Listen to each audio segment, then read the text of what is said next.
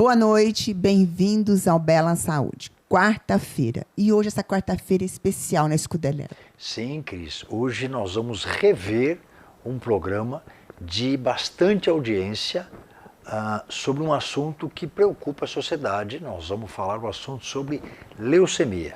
Foi um programa que a doutora Fernanda Borges veio aqui. Ela é uma graça, uma médica muito boa, né? Hematologista. Então, você em casa, se você já assistiu, você vai gostar de rever. Se você não assistiu, vale muito a pena assistir. Daqui a pouquinho, voltamos já já.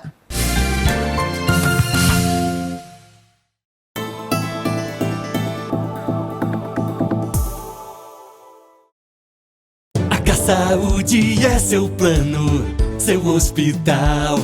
Mais segurança pra sua família, pra empresa, pra você. Toda tranquilidade de contar com mais recursos. Tudo que um bom plano pode oferecer. A Saúde é seu plano, seu hospital. A Saúde. Cuida bem, cuida mais. ANS 41649, dígito 5. Estamos de volta no Bela Saúde, recebendo a doutora Fernanda Borges Ribeiro, hematologista aqui do Hospital Carlos Fernando Malzone. É sempre um prazer enorme receber a doutora aqui.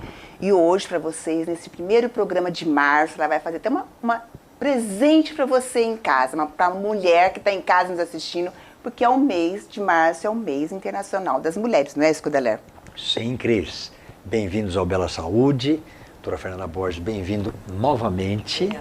E agora, descobrindo, além da médica hematologista, ela também tem uns lados aí de poesia, Cris. Muito. Ela disse que ela é contadora de histórias, ela gosta de declamar. Contadora de histórias. Eu sou fã dela, eu curto tudo que ela posta nas redes sociais, ela fala muito bem. E hoje eu também descobri, como eu mostrei na abertura do programa, que a doutora também escreve muito bem, né? Que eu falei que ela, para começar o programa de março, que é o mês das mulheres, é uma grande convidada nossa. Eu diria que está muito bem representada pelas mulheres aqui hoje, que é a doutora Fernanda.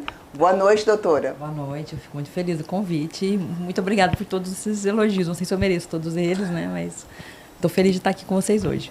E nós vamos falar sobre leucemia, que é um assunto pesado, e aí o assunto fica mais leve quando se fala em poesias e afins, né? Infelizmente, a leucemia é uma doença triste, mas nós vamos tentar explicar um pouquinho mais para você em casa que está nos assistindo, saber um pouquinho mais sobre essa doença. Fevereiro foi o mês laranja, que é o mês da conscientização da leucemia. Não deu para a gente fazer esse programa em fevereiro, mas nós estamos fazendo em março para você em casa. Então, em fevereiro foi o mês da conscientização da leucemia. Então, hoje, você em casa vai aprender um pouquinho mais sobre essa doença. Então, vamos começar, doutora Fernanda, a falar um pouquinho por que é chamada leucemia? O que é essa doença? A leucemia é uma doença onde ocorre uma instabilidade das células jovens da medula óssea. Né? Em alguns casos, essas células jovens elas até conseguem maturar.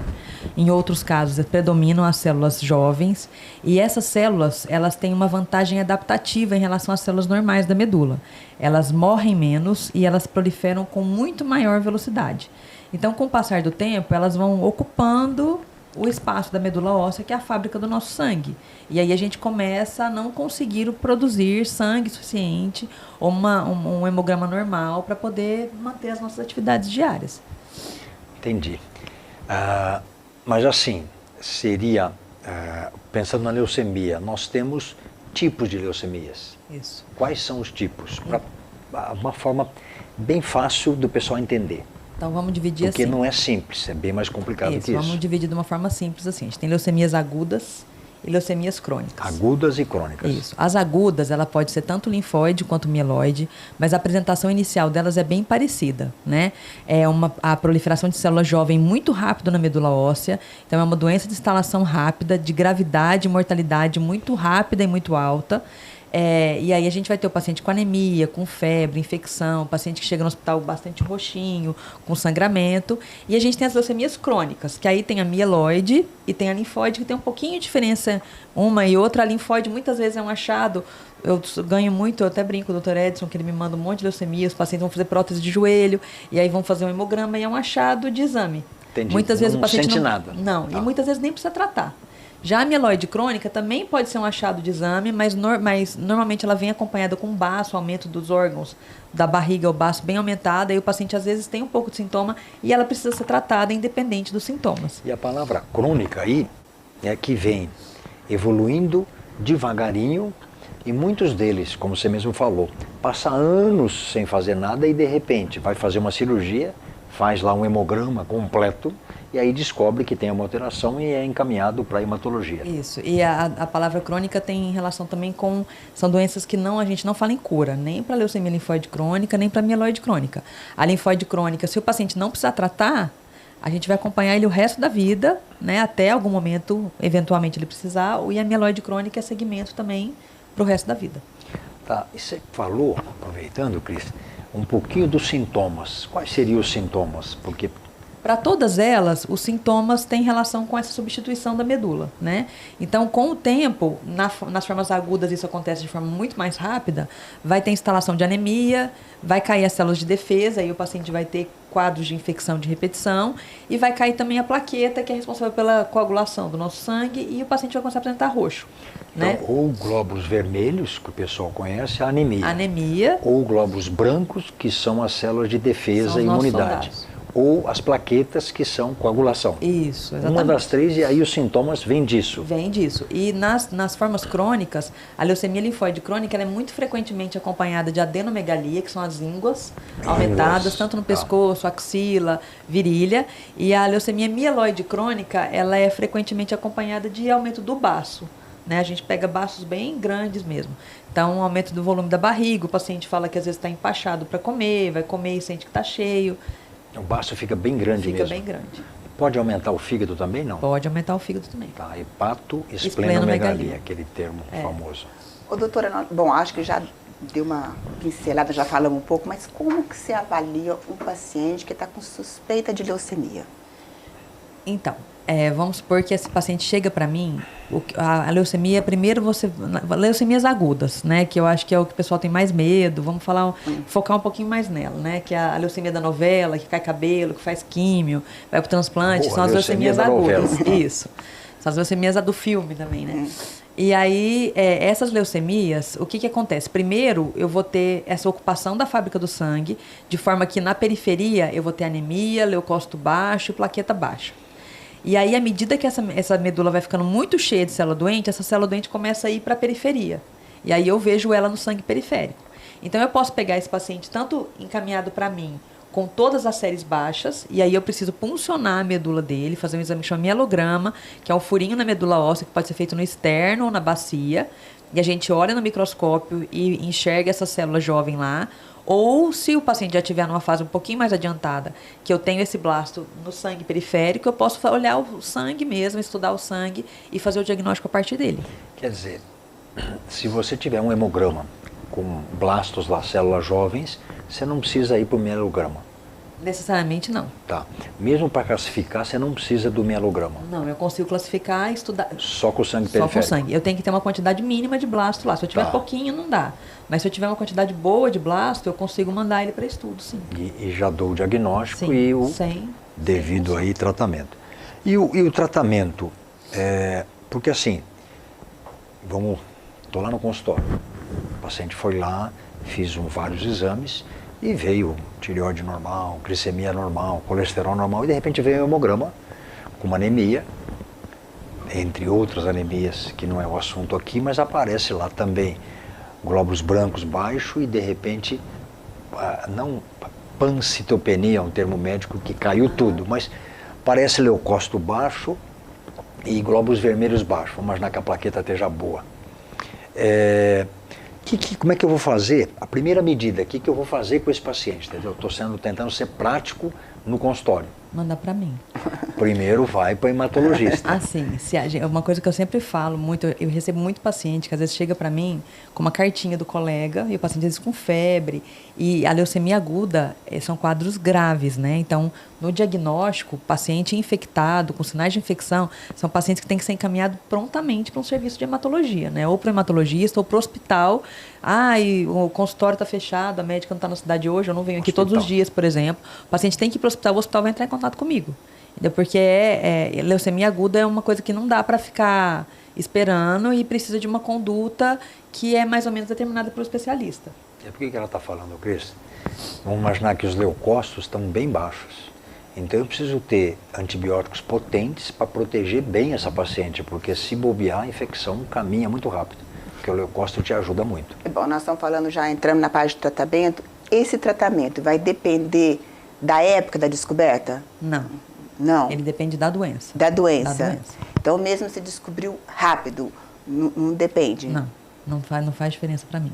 Então, o tratamento, como que seria? É quimioterapia, assim, na leucemia linfóide crônica, muitas vezes eu não preciso tratar. Quando eu preciso, é quimioterapia.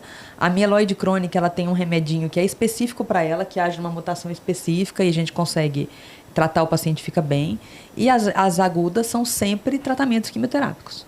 Aí, assim, muda e a gente parte para outras linhas, para transplante, etc., de acordo com a resposta inicial, pesquisa de mutação, mas o estadio clínico inicial, se eu tenho 1.000 leucócitos, se eu tenho 10.000 leucócitos, não muda o meu tratamento. Nem se o paciente está infectado ou não. Eu preciso tratar. Então, o que ela está dizendo, Cris? Que o mais importante é você fazer rápido um diagnóstico do tipo da leucemia. Exato, porque o que acontece é assim, a partir do momento que eu começo a quimioterapia, eu tenho mais ou menos 1 mês para o paciente recuperar essa medula e voltar a ter célula de defesa. Então, quanto mais rápido eu começar, mais cedo eu chego nesse 1 mês, né? Então, era a próxima pergunta. Quanto dura uma etapa desse tratamento? As primeiras quimioterapias, a terapia de indução, que a gente chama, a gente tem... nas mieloides, a gente faz 3 químios dessas mais fortes. Nas linfóides, são mais quimioterapias. Só que o tempo de neutropenia, que é a defesa do leucócito, que é a fase que preocupa mais a gente, chega a durar 1 mês. Então, normalmente, às vezes são menos que 1 mês. Às vezes é menos que 1 mês, mas a primeira químio, normalmente, é 1 mês de internação. Tá. Então, fica 1 mês internado e fazendo químio. E fazendo químio. E depois faz isso em casa, ambulatorial, vai pro coisa, volta? As quimioterapias a gente reinterna, porque são dias de químio. Tá. Químio de infusão contínua. É assim, é difícil você achar um tumor que tem um esquema quimioterápico tão pesado quanto o da leucemia aguda. E esse tratamento de quimioterapia é aquele antigo ou vem mudando com o tempo, hoje tem mais coisas novas no mercado? A gente tem algumas novidades, mas a gente ainda depende muito do remédio velho. Ainda continua com aqueles antigos. A gente tem que lembrar que pelo menos 90% das leucemias no Brasil são tratadas no SUS. E aí, no SUS, eu dependo 100% dos remédios antigos. Então, vamos ser para um raciocínio prático nosso. O paciente foi lá com um hemograma todo alterado. Estou diante de uma leucemia, você fez lá um mielograma ou de externo e fez o diagnóstico, nós vamos interná-lo para iniciar um tratamento. Esses medicamentos, a rede SUS disponibiliza gratuitamente para os pacientes. Gratuitamente para os pacientes. Tá. Então nós temos o tratamento instituído, apesar de todo o susto, acho que é muito importante falar. Descobriu que tem leucemia. Qual é o grau de preocupação que eu tenho que ter? É uma doença grave. Tá, mas deixa o que eu quero falar. Hoje, com a tecnologia que nós temos em quimioterapia, nós conseguimos cura em vários desses pacientes? A gente consegue cura em vários desses. Eu não sei se o senhor sabe, eu tive leucemia. Sim, você me contou disso da outra vez. Na verdade, eu fui te apertando devagarzinho até você falar. Então.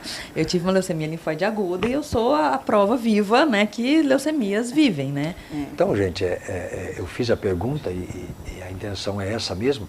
É assim, porque eu vejo famílias desesperadas que vêm antes de passar a hematologia, de sentar, de conversar, e a gente quer acalmar, mas ao mesmo tempo quer ter uma resposta com firmeza, como não somos da área tal.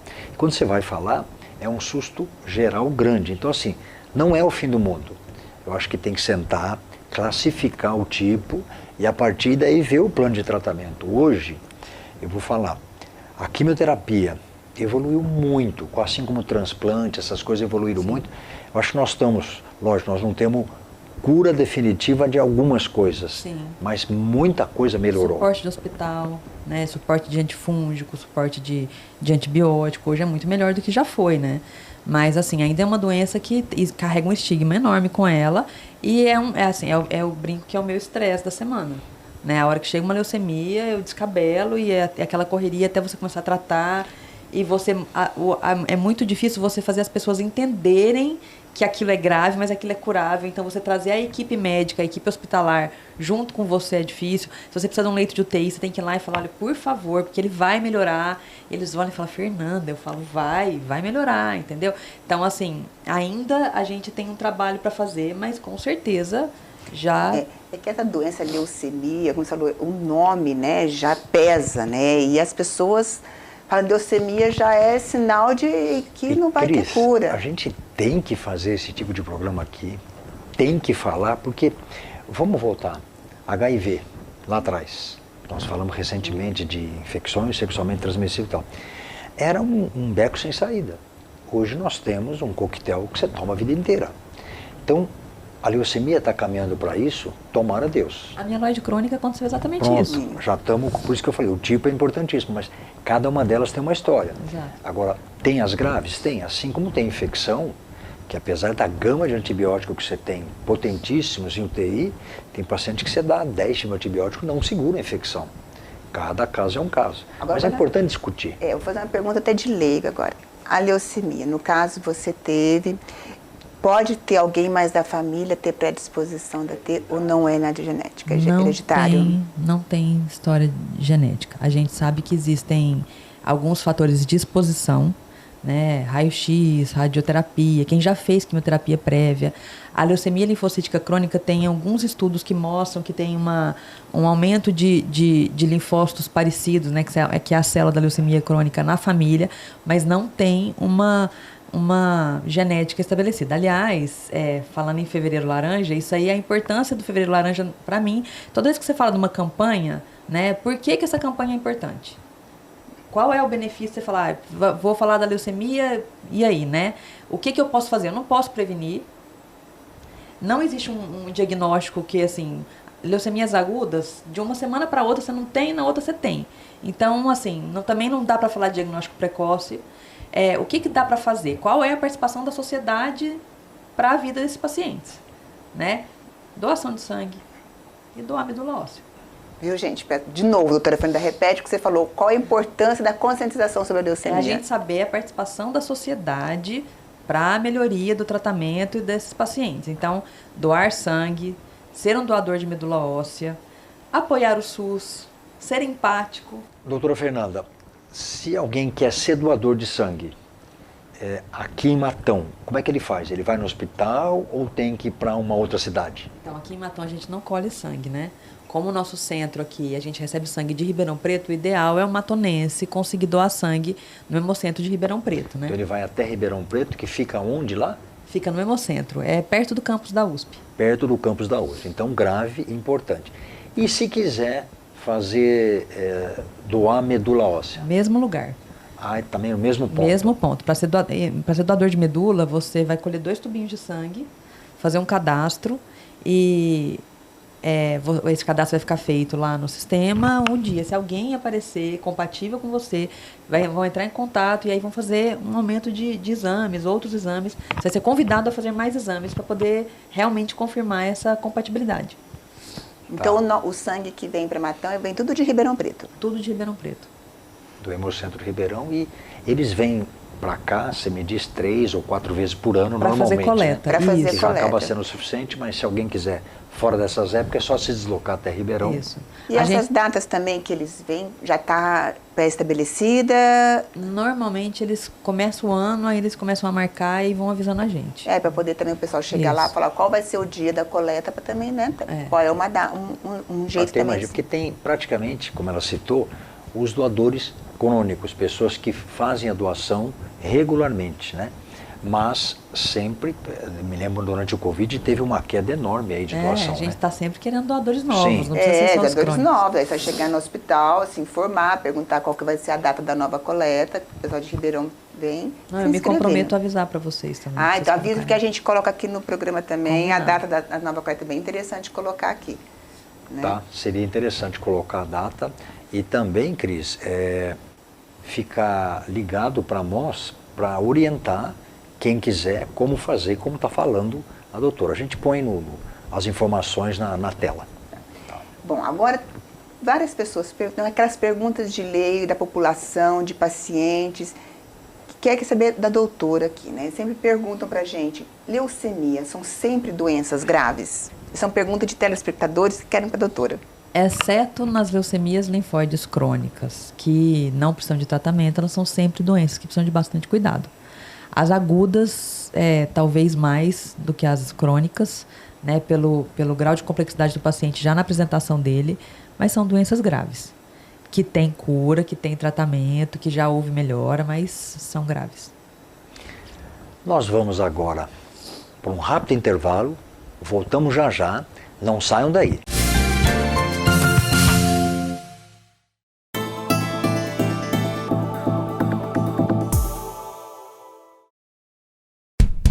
Laboratório São Francisco. Confiança e credibilidade em diagnósticos laboratoriais. Tem como política da qualidade prover soluções cada vez mais completas e integradas para a gestão da saúde e o bem-estar das pessoas, prezando pela qualidade no atendimento e com a mais avançada tecnologia e gestão laboratorial, garantindo melhor e mais seguro serviço em análises clínicas. Laboratório São Francisco. Excelência em diagnósticos laboratoriais.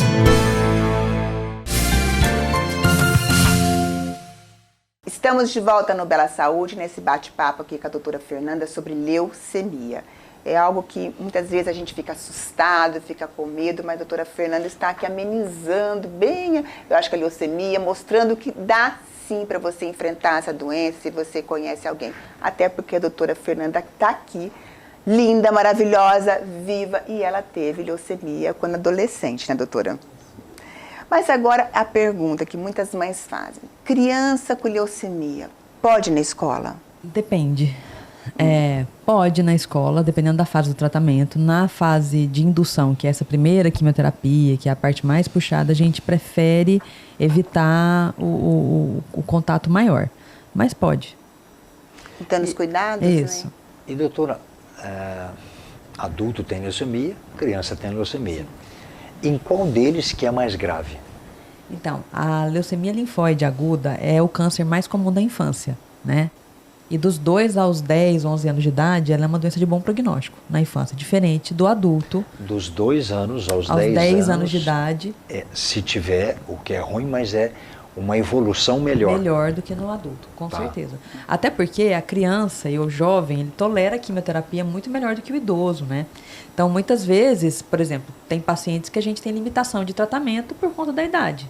Eu tenho leucemias que acompanham comigo na Santa Casa de Araraquara, que tem 80 anos, e aí o tratamento tem que ser paliativo, eu não tenho condição de submeter esses pacientes a uma quimioterapia de alta toxicidade, muito tóxica, que faça muito mal, que dê muita anemia, né? Porque a quimioterapia é um veneninho. Então, a gente tem que dar o suficiente para matar a doença, mas sem causar um prejuízo muito grande ao paciente. E dependendo da idade dele, das comorbidades, paciente que tem diabetes, que tem problema no coração, isso pode limitar o que a gente pode fazer de droga, de remédio. Limita, conforme a idade, a criança, vamos falar, você citou bem, aceita muito melhor isso do que o idoso, por exemplo, ou, dependendo das doenças, até do não tão idoso. Isso. Tá? E no caso, fez o tratamento, teve a cura, ela pode voltar? Pode. Da mesma forma que outros tumores, a gente dá um tempo de segmento de 5 anos para a gente considerar o paciente curado, né? Então, até esse final desse prazo, a gente fala que o paciente está em remissão. A gente não encontra a doença, mas sim, ela pode voltar. Doutora, nós estamos falando aqui medula óssea. E aí vira e mexe, doutor, eu estou com uma dor nas costas aqui, será que eu não estou com leucemia? Porque eles confundem muito, eu estou fazendo a pergunta propositalmente. A diferença entre medula espinhal Sim. e medula óssea. que como é medula, tudo é medula, leucemia deve estar nas minhas costas e tal. Então, acho que podemos explicar isso. Medula espinhal e medula óssea é a mesma coisa? Não, a medula espinhal é o nosso trajeto nervoso, né? Por onde passam os nervos que trazem o comando nervoso nosso da cabeça para o nosso corpo. Então, é onde vem a informação. Mexe a mão, mexe o pé, caminha, passa pela medula espinhal, que é ali no meio da nossa coluna. A medula óssea é o famoso tutano do osso. Na criança ele está em vários ossos, né? À medida que a gente vai ficando velho, é mais externo e bacia, né? É a medula vermelha, ela parece sangue se você olhar ela. Tutano mesmo. É né? tutano do osso, é isso. E o que é a confusão, eu acho, muitas vezes? Doutor, eu tive um amigo que teve leucemia e fez uma punção lá. Ok, fez no externo ou fez lá. Agora, eu tive um outro que tive meningite e também fez punção. Na medula espinhal, tá certo? Porque eu estou pegando o líquor. São coisas diferentes. São totalmente diferentes. Uma você vai pegar o líquor, você vai entre as duas vértebrazinhas, colhe o líquor, e o outro é um furinho para pegar o tutano do osso, que você realmente perfura o osso, né? Mas é importante falar que em criança, muitas vezes a dor existe. Sim, dor lombar. A sintomatologia. Isso, a dor na criança é muito comum, a dor na bacia, e às vezes até dor articular. Às vezes a criança abre o quadro investigando artrite. Alguma dor articular, porque ela tem, como tem medula no corpo todo. Entendi, da criança. Ela vai no pediatra, por exemplo, com dor, tá? Não quero que as mães fiquem todas preocupadas, mas é um sintoma que acontece sim. Às vezes da criança não conseguir andar de dor na bacia. Tá vendo? É algo novo, eu já não imagino. É um dos sintomas que nós não tínhamos citado isso, que é importante relatar. Não é que é para sair correndo se a criança sentir dor, né? Mas é um dos sintomas que chama a atenção, principalmente se a criança está de cama, com muita dor. Sim, é uma de forma importante, né? Isso.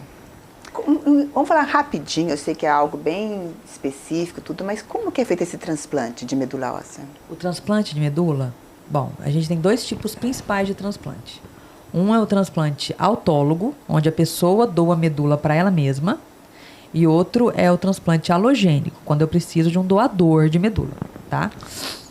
Nos dois casos, o tratamento em si é a quimioterapia que eu faço para o transplante. Quando eu tenho uma doença da medula óssea, que é o caso das leucemias, né, a minha medula está doente, não adianta eu depois devolver a minha própria medula. Que já estava doente. Isso. A quimio que eu faço para o transplante ela é tão forte, que o paciente vai demorar muito tempo para se recuperar dela. Então, eu preciso devolver medula para ele poder recuperar mais rápido, a célula de defesa subir mais rápido e ele não ter uma infecção muito grave e vir a falecer enquanto eu espero ele melhorar da químio. Então, na verdade, o transplante é um resgate. Você dá o remédio, dá o veneno, depois você vai lá e fala, não, é o antídoto. Certo? É como se fosse um antídoto. Então, nas leucemias, o transplante normalmente feito, acontece também da gente fazer o auto, mas é o com o doador, né? Por isso que é tão importante assim a doação de medula óssea para esses pacientes. Então, o paciente vai fazer uma quimioterapia, o doador dele já vai ter doado a medula, que vai estar guardadinha em algum hemocentro, né? E aí, no dia do transplante, a medula ela é transfundida no paciente igual uma bolsa de sangue. É rapidinho, é bem tranquilo. E ela é transfundida como na veia, como se fosse uma transfusão. Não tem operação, não é cirúrgico o transplante. A gente, quando fala de transplante, as pessoas acham que abre, tira o órgão e põe no outro. Não. A gente colhe essa medula do doador ou pelo sangue ou pela medula, pela bacia, e a gente transfunde como se fosse uma transfusão de sangue. E é um volume pequeno, não é um volume grande? Depende do tamanho do paciente, né? Mas é uma bolsa de sangue, 400 ml. Tá, 300 400 ml, tá, padrão normal. E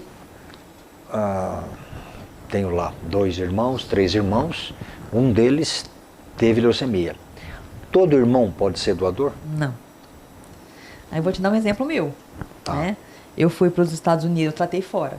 E eu fui com o sanguinho das minhas 2 irmãs, para tipar, ver se tinha alguma que era compatível, porque eu não sabia se eu ia precisar de transplante ainda. As minhas 2 irmãs são idênticas entre elas. Eu sou 100% diferente. Então, eu não tinha doador. Eu tinha 2 irmãs e não tinha doador. Então, aí, nesse caso, eu preciso recorrer a um banco de medula. A um banco de doadores voluntários de medula óssea. Então nem sempre a família pode ajudar. Não. Cris, por isso é importantíssimo aquele assunto anterior, né? A doação. E é uma coisa simples, né? Você vai lá, não é algo que vai faltar para você nada. Você tirou o sangue, você vai produzir o sangue de novo e acabou. Não vai ficar com falta nenhuma disso. E vale lembrar que para ser doador de medula óssea, voluntário e não aparentado, você tem que ter até 35 anos. Uma coisa Então, importante. isso limita muito o pool de pessoas, até porque nós estamos falando de adultos jovens, que têm 1000 coisas na cabeça, que muitas vezes ainda não incluem... Ser doador, isso. né? Não, Exatamente. Os 35, ele não ele está é muito pensando jovem na doença ainda. Ainda não. A não ser que ele tenha tomado um susto familiar ou alguma Exatamente. coisa assim. Senão não está. E nós tivemos, assim, nós discutimos isso no começo, bastante avanço no tratamento das leucemias recentes. Nós temos várias medicações novas que são mais tratamentos mais pontuais, que agem em mutações específicas, que têm menos efeito colateral, mas ainda precisamos bastante das medicações antigas. Bastante. Das medicações antigas. Eu lembro de uma estatística ali, perto de 1970, a cura de uma leucemia era 20%, 30%.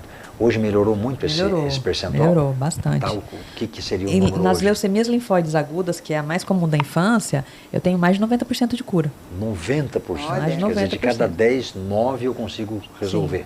Cura. Tá. E muitas vezes pode confundir alguma outra doença com leucemia, porque como diz, plaqueta baixa, hoje em dia a dengue dá plaqueta baixa, muita coisa. Tem doenças que as pessoas confundem. Eu recebi ontem uma paciente de Matão, lá em Araraquara, que é uma menina de 19 anos, o pessoal daqui me ligou e falou, a gente está pensando que pode ser dengue, mas está tudo muito ruim. Eu falei, tá muito ruim esse hemograma dela. Além da plaqueta... Estava anêmica, porque a plaqueta Anemia, baixa, ela estava plaqueta sangrando, estava com a menstruação bastante aumentada, e estava sangrando bastante, o leucócito muito baixo, que também acontece na dengue.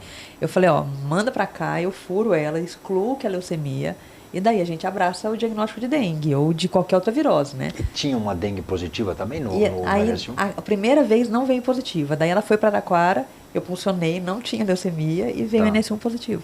Então, assim, é uma dengue grave, né? Um quadro de dengue grave, mas é dengue. Plaqueta estava em quantos mil? 30 mil plaquetas. 30 mil plaquetas. 6 de hemoglobina. Interessante, hein? Não é comum, porque leucócito lá embaixo. A dengue realmente pode dar. Plaqueta lá embaixo. E anemia junto Mas também, porque anemia ela pelo estava sangrando, ela sangramento. estava tendo perda. Coincidência. Porque hoje a dengue, a maioria, a plaqueta cai muito, né? Então...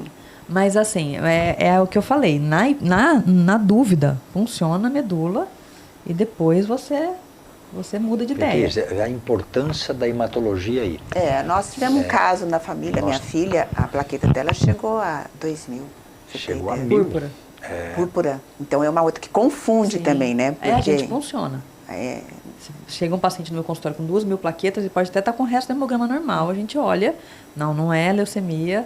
A gente sempre exclui o que é mais grave e o que precisa de tratamento mais rápido.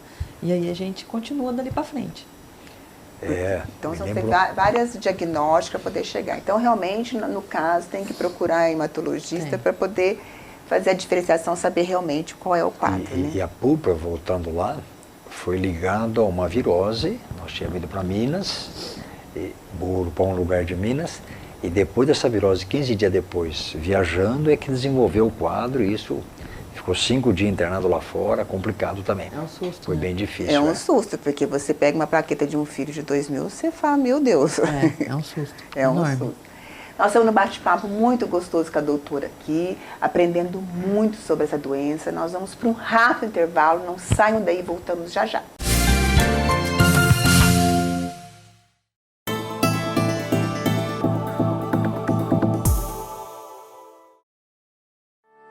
Raízes, farmácia de manipulação. Há mais de 30 anos no mercado, é sinônimo de credibilidade e sofisticação. Atuando com o que há de mais moderno e com ativos da mais alta qualidade quando o assunto é manipulação de fórmulas. Com uma equipe altamente qualificada, garantindo sempre qualidade, segurança e eficácia em nossas formulações. Além disso, também oferecemos uma variedade de produtos personalizados para você ou para presentear alguém especial.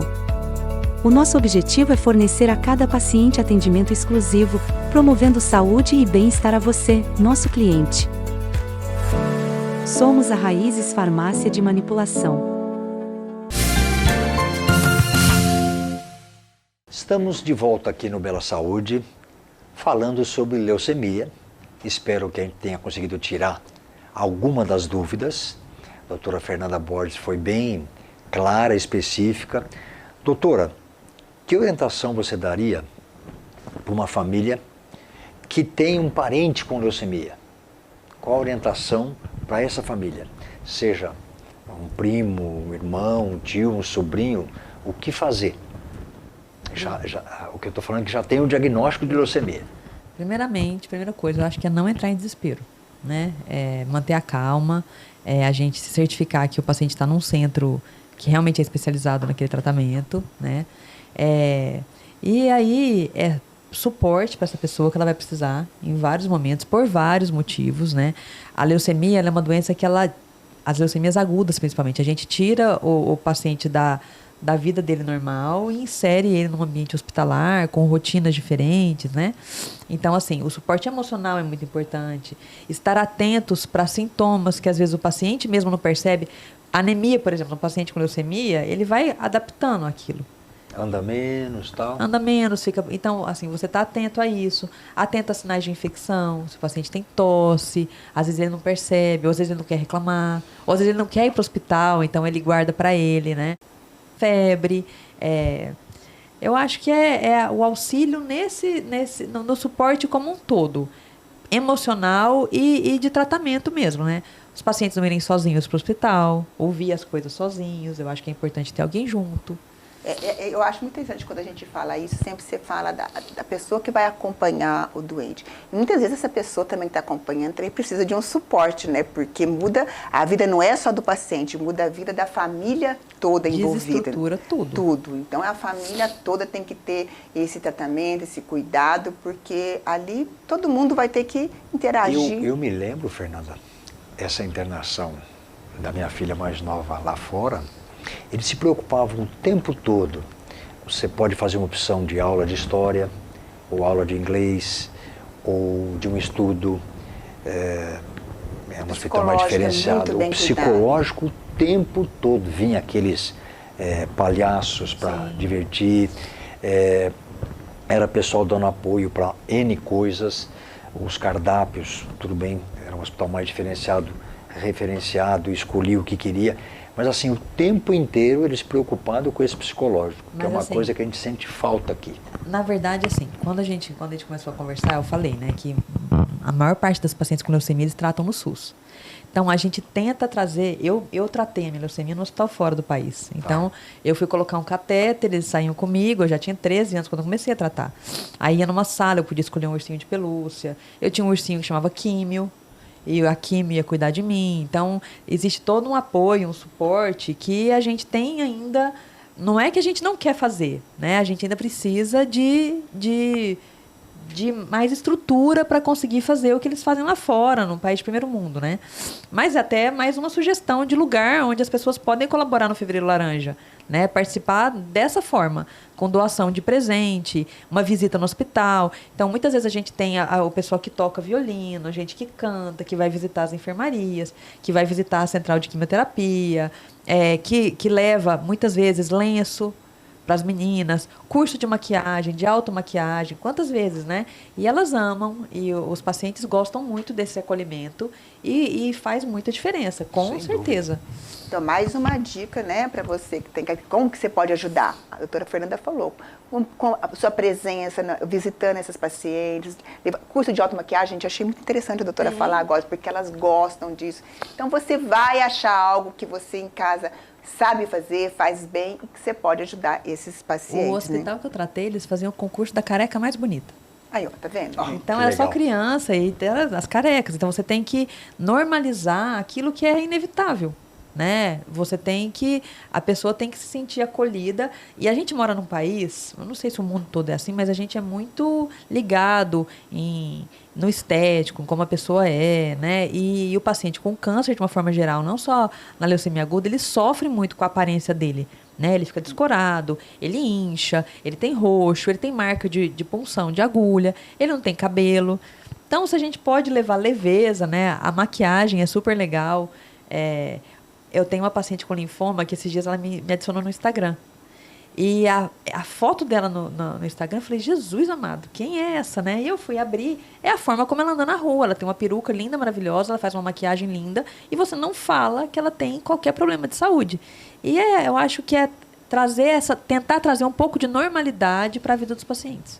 Olha, você em casa pode ajudar a fazer isso, né? Doutora, tem alguém com leucemia na família. E aí, assim, é um primo, ou é um parente, ou é alguém da família mesmo. E eu vou visitar. Que cuidados que eu tenho que ter quando eu for na casa dessa pessoa que está com leucemia, que está fazendo os tratamentos, lógico, não está internado, ou se estiver mesmo internado, ou ele estiver no hospital, quando eu for visitar. Ou se ele estiver na casa, quando eu for visitar, que cuidados eu, visitante, tenho que ter, ou mesmo a família tem que ter? Então, a gente recomenda que se evite um pouco excesso de visitas, né? Menos visitas. Menos visitas, pessoas mais importantes a gente mantém perto, né? Até porque o paciente precisa se sentir inserido. Se a gente está com algum problema de saúde, a gente não visita ninguém, muito menos um paciente com leucemia. E uso de máscara pelo paciente é importante. E o cuidado maior que a gente fala... Usar máscara, a pessoa que vai visitar... O doente. Tá. E o paciente usar. O paciente se previne de todo mundo, né? Tá.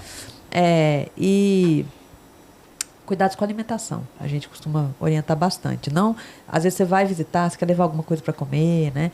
Então a gente pede que os pacientes evitem coisas cruas, né? Aquilo que passou na panela, que esquentou, que fritou, ele pode comer tudo, né? Evitar alimento que está há dias na geladeira, né? Se abriu um leite, consumiu leite, o que sobrar, eu brinco, é o do resto da família, o seu é o leite novo, né? O cuidado com contaminação. A nossa maior preocupação é com coisas contaminadas entrando em contato alguma com o coisa paciente. contaminada. Isso, contato com pessoas contaminadas, ingestão de coisas contaminadas. A nossa preocupação maior com esses pacientes é a infecção. Porque a anemia ele vai sentir, ele vai procurar o hospital para transfundir, a plaqueta baixa ele vai apresentar o roxinho, ele vai sangrar a gengiva, ele vai procurar para transfundir, mas a defesa baixa, muitas vezes ela não vem com sintomas e o paciente está propenso a quadros de infecções muito mais graves por germes que para a gente não fazem nada. O maior risco deles seria uma infecção. Uma infecção. Os pacientes de leucemia, eles morrem de infecção. Esse seria um foco que a gente precisa se preocupar. Isso. Entendido. Agora eu vou fazer uma pergunta que muita gente acho que faz na farmácia, acho que faz até para a doutora. Anemia pode virar leucemia? Essa é a pergunta mais frequente do consultório, né? A anemia é um sintoma de várias doenças, inclusive da leucemia. Então, a anemia ela é uma consequência da leucemia. Existem pacientes que me procuram com anemia e pode ser uma leucemia, mas não é que virou leucemia. A leucemia causou aquela anemia, não vira. Não existe isso. Tá vendo, gente? Isso é uma dúvida que acho que é geral, né? É pergunta, é dúvida, e às vezes a paciente vem com uma anemia crônica no consultório, nós já falamos, esse assunto foi da outra vez, anemia talassêmica, anemia falciforme, que é crônica e vai ter isso a vida inteira, vai morrer de acidente de bicicleta e não de qualquer coisa no sangue. Mas os pacientes têm tanto medo de leucemia, tanto, que às vezes a paciente tem uma história de sangramento menstrual importante, que chega lá com anemia por falta de ferro por conta desse sangramento, e ela fala, ai doutora, porque eu acho que se demorar mais um pouquinho vai virar leucemia. Eu falo, não amor, tranquilo, não vai virar leucemia, né? Mas é todos os dias essa pergunta, algumas vezes. E agora, doutora, nós vamos falar de uma outra coisa. A doutora, eu sigo muito ela no Facebook, tem dia que eu tô meio chateada, eu vou lá ver o que a doutora tá postando. Porque, gente, ela, além de falar muito bem, ela escreve muito bem e ela declama muito bem. Até perguntei para ela um dia se as poesias eram ela que escreve. Ela falou, não, eu só declamo. E ela gosta de um vinhozinho antes, mas aqui no programa a gente não vai ter esse vinhozinho. Não pode ter. Não tem esse vinhozinho, mas assim, ela declama muito bem, ela fala muito bem e ela transmite, você sente aquela energia, mesmo nas redes sociais, você sente aquela energia boa da doutora. Cris, eu vou fazer um adendo aqui. A hematologia, ela é a infectologia um pouco também, mas assim, vocês pegam às vezes casos graves, e é o que você falou, envolve você e a família. Sim. Então, a gente fez um programa aqui, lá para trás, chamado Burnout, que seria a gente ficar extremamente estressado com a medicina, com as doenças das pessoas que chegam até a gente, isso vai contaminando o médico também, que fica doente.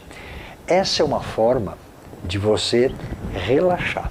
Então, fazendo um adendo assim, qual é a forma que a doutora tem de tirar o estresse dela? Essa seria uma forma. Desde quando a doutora gosta de falar de poesia, escrever? Eu gosto muito de ler. Eu já li muito mais do que eu leio hoje, porque hoje eu leio muita hematologia e pouca coisa de outras coisas, né? Eu acho que quem faz poesia, né, os grandes poetas aí, eles têm um nível de capacidade de escrever coisas lindas e fazê-las rimarem e combinar e mexer com o nosso emocional, que é o que você falou, né? Que é uma coisa que me encanta muito. No meu Instagram, que você segue lá, eu falo um pouquinho de hemato e eu tento trazer um pouco de leveza para os assuntos que eu trago. Então, eu sempre posto uma coisa de doença, e daí eu posto palavras que eu acho que são bonitas, eu posto poesia, eu posto casos, né, histórias que eu vivencio, mas é sempre tentando trazer um pouco de leveza para quem está lá, e tem bastante paciente que me acompanha, e eles adoram isso. E eu acho engraçado até porque tudo que eu escrevo de doença, ninguém curte, e quando eu escrevo uma poesia, todo mundo adora a poesia. Mas é o que o Scudarelli falou, é uma válvula de escape. Mas eu sempre gostei de poesia, eu gosto muito. O médico sempre tem uma válvula de escape. O Scudarelli é o esporte. Nossa, ele chega em casa já quer fazer o esporte. A doutora é a literatura, é a poesia, e é muito gostoso. E é assim, realmente, se você não segue a doutora, segue ela lá, porque é muito gostoso ver quando ela fala, quando ela lê, as coisas que ela escreve. Até no início do programa, eu li para vocês algo que a doutora escreveu no domingo, que eu fiquei assim, encantada. Outro dia fui lá, mostrei para o Scudarelli na hora do almoço. Maravilhoso, porque eu imaginei, hoje pouco enfermaria faço, mas nos estresse de uma enfermaria, e você pensando, estava tensa, até que alguém te passou uma coisa de mais leve, o né? abraço. Que te tocou. Então é muito bonito. E a doutora vai trazer para você em casa um pouquinho do que ela faz nas redes sociais. Isso é um jeito, eu acho que até assim, de abraçar o paciente, né? De acolher. Eu acho muito bonito porque você acolhe. Não só os seus pacientes, eu não sou seu paciente, mas eu gosto de ir lá, eu gosto de ler o que a doutora está escrevendo. Então, você acolher as pessoas, isso é muito legal. Acho muito parabéns pela iniciativa. Eu acho muito interessante, porque ela não guarda só para ela. Ela legal, gosta que e ela passa. Acolher e ser acolhida, né? Essa passagem. Sim, claro, né? É A e B, né? que é o gostoso da história.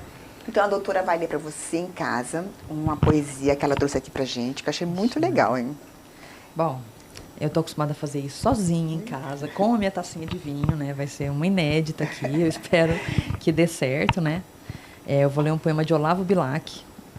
Ora direis, ouvir estrelas, certo perdeste o senso, e eu vos direi, no entanto, que para ouvi-las muitas vezes desperto e abro as janelas, pálido de espanto. E conversamos toda a noite, enquanto a Via Láctea, como um palho aberto, cintila, e ao vir do sol, saudoso e em pranto, ainda as procuro pelo céu deserto. Direis agora, tresloucado amigo, que conversas com elas? Que sentido tem o que dizem quando estão contigo? E eu vos direi, amai para entendê-las, pois só quem ama pode ter ouvidos capazes de ouvir e entender estrelas.